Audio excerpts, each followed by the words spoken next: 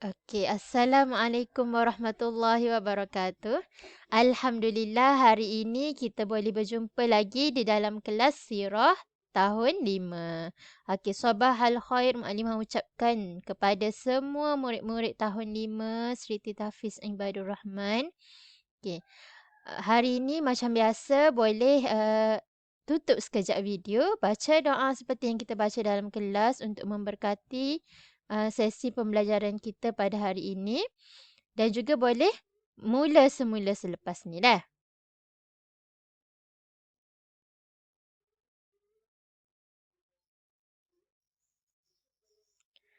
Okey, jadi hari ini hari Khamis 2 September 2021.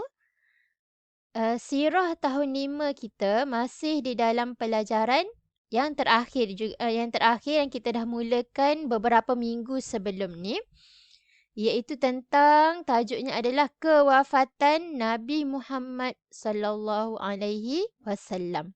Okey, kewafatan atau kematian Nabi Muhammad sallallahu alaihi wasallam. Okey. Jadi hari ini seperti yang kita dah belajar minggu lepas adalah bila dapat berita kematian Rasulullah sallallahu alaihi wasallam daripada nabi yang dilantik secara terus atau secara langsung oleh Allah Subhanahu wa taala. Jadi selepas nabi terakhir ini meninggal, kita perlu cari pengganti yang menjadi pemimpin negara Islam. Jadi kita dah belajarlah beberapa perkara yang berlaku semasa penentuan khalifah yang pertama menggantikan Rasulullah sallallahu alaihi wasallam, dan akhirnya keputusan yang semua umat Islam dapat adalah untuk melantik Abu Bakar. Okey. Untuk melantik Abu Bakar. Jadi Muallimah buat kat sini ni saja nak memperkenalkan murid-murid tentang Khulafaur Rasyidin dah. Okey, khalifah-khalifah yang ada 4 khalifah yang digelar Khulafaur Rasyidin sebab mereka ni adalah orang-orang yang rapat dengan Rasulullah, banyak mengikuti jejak langkah Rasulullah, dan mereka berempat ni sempat jadi khalifah dah. Okey.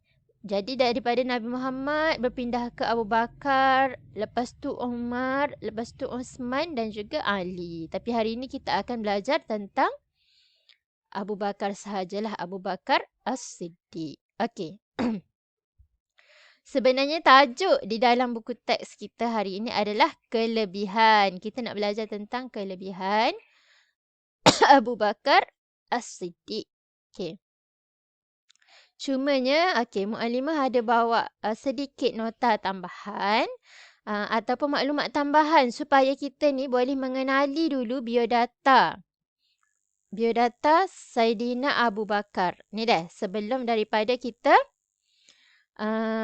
tengok kelebihan Abu Bakar yang kita rasa dia ni memang orang yang selayaknya menggantikan Rasulullah sallallahu alaihi wasallam sebagai pemimpin umat Islam. Dah, kita tengok dulu biodata, perkenalan dulu kita dengan Abu Bakar. Okey, nama penuh dia bukan Abu Bakar sebenarnya. Nama sebenar Abu Bakar ialah Abdullah bin Abi Quhafah At-Tamimi. At-Tamimi ni sebab dia Bani Tamim lah. Kalau Nabi Bani Hashim kan, dia Bani Tamim. Okey. Gelaran yang Abu Bakar ni mungkin nama panggilan sejak dari kecil lah. Okey. As-Siddiq pula. Dia gelaran sebenarnya kerana pendirian Abu Bakar tu sendiri selepas yakin dan membenarkan apa sahaja perkara dan perlakuan Rasulullah sallallahu alaihi wasallam. Abu Bakar ni dipercaya sungguh-sungguh kepada Rasulullah. Apa pun yang Rasulullah cakap, dia memang percaya. Okey. Tarikh lahir Abu Bakar ni, dekat nota ni tak ada tarikh sebenar. Tapi, dia 2 tahun selepas kelahiran baginda Rasulullah sallallahu alaihi wasallam. Maksudnya, Abu Bakar ni muda 2 tahun daripada Nabi kita dah. Okey. Tempat lahir Abu Bakar adalah Makkatul Mukarramah. Sebab dia memang daripada Makkah dan berhijrah ke Madinah bersama Nabi dah. Okey. Seterusnya, okey. Abu Bakar ni juga keturunan bangsawan ataupun orang-orang besar lah, orang-orang besar Quraisy, kaum Quraisy kan. Okey, cuma Mukadimah Hayat Dah saat ni, dalam kaum Quraisy tu macam Nabi Bani Hashim, dia Bani Tamim. Dah. Okey, jawatan dia. Jawatan dia Khalifah Islam lah yang pertama menggantikan Rasulullah sallallahu alaihi wasallam pada tahun 11 Hijrah. Okey. Abu Bakar ni sempat memerintah selama 2 tahun 3 bulan. 2 tahun 3 bulan sahaja. Tak lama pun, tapi banyak sumbangan dia. Okey. Tarikh dan sebab meninggal dunia. Okey, tahun 13 Hijrah ketika berusia 63 tahun. Sama umur dengan umur Rasulullah sallallahu alaihi wasallam meninggal dah, sama. 2 tahun je. Dia lahir 2 tahun selepas Nabi lahir dan dia pun meninggal 2 tahun selepas Nabi meninggal. Lebih kurang kan? Sebab dia meninggal adalah dia jatuh sakit beberapa hari kerana cuaca yang terlalu sejuk. Okey. Jadi mudah kematian dia dah. Okey. Sikitlah tentang peribadi, kita pergi cepat-cepat sebab ni nota tambahan. Kita nak berkenalan dulu dengan Abu Bakar ni. Antara peribadi dia memiliki akhlak yang cukup mulia lah. Okey, dan ketakwaan Abu Bakar ni, sebenarnya Nabi kata kalau takwa Abu Bakar ni ditimbangkan dengan takwa seluruh umat Islam ni, berat yang Abu Bakar lagi. Gitulah hebatnya Abu Bakar ni. Okay, suka merendah diri. Dia hebat tapi suka merendah diri.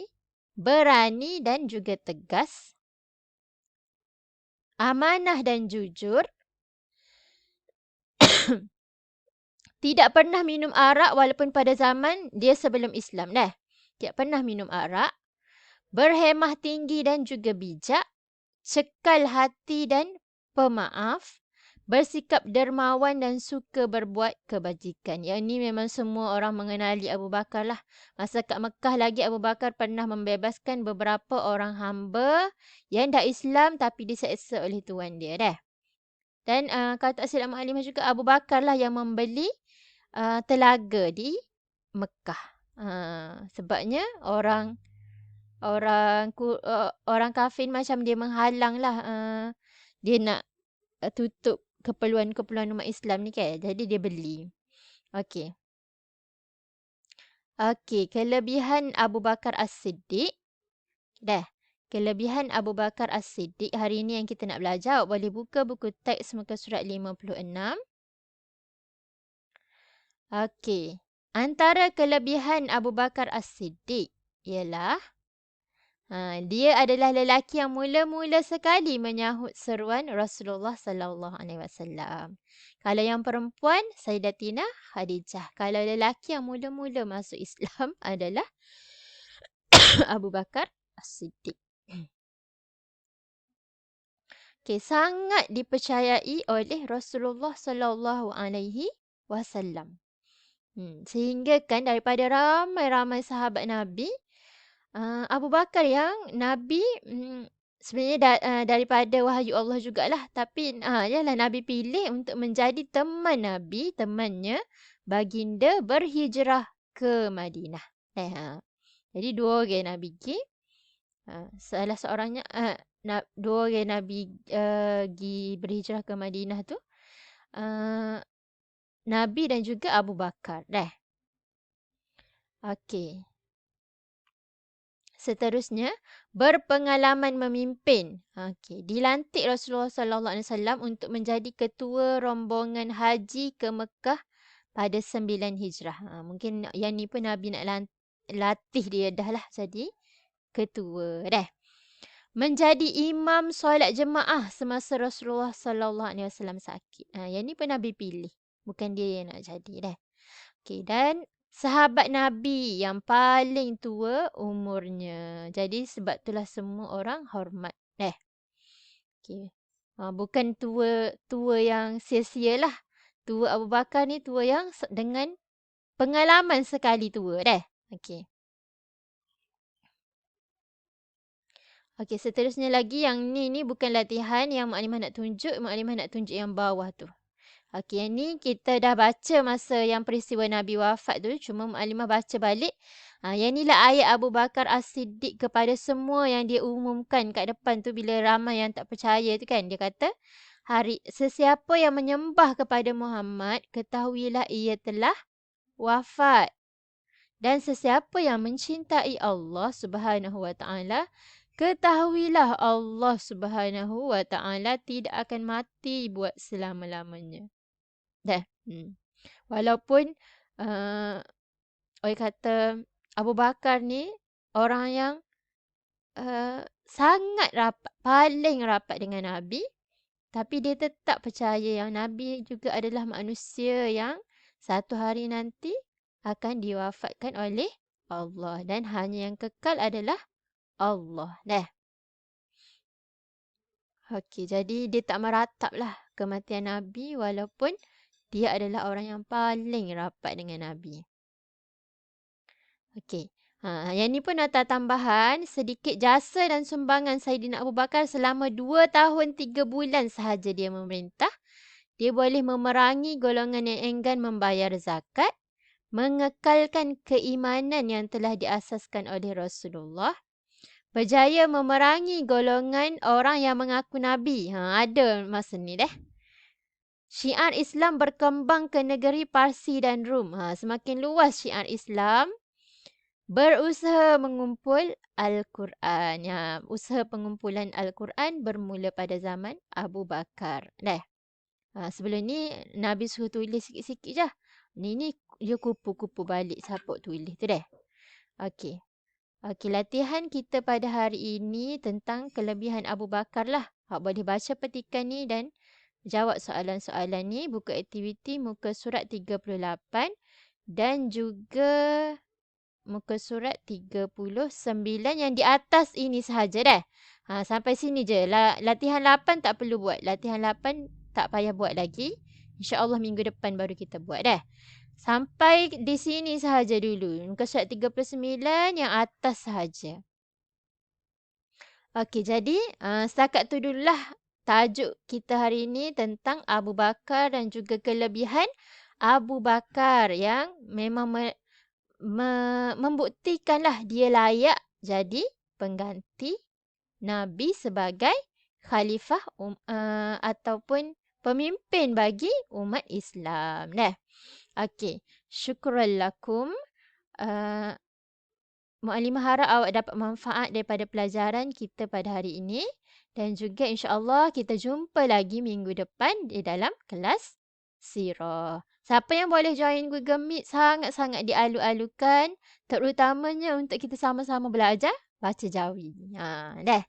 Okey. Dan boleh tanya kalau ada soalan yang awak tak faham ke awak pernah dengar tentang Abu Bakar ke apa, boleh tanya dalam Google Meet. Okey. Assalamualaikum warahmatullahi wabarakatuh.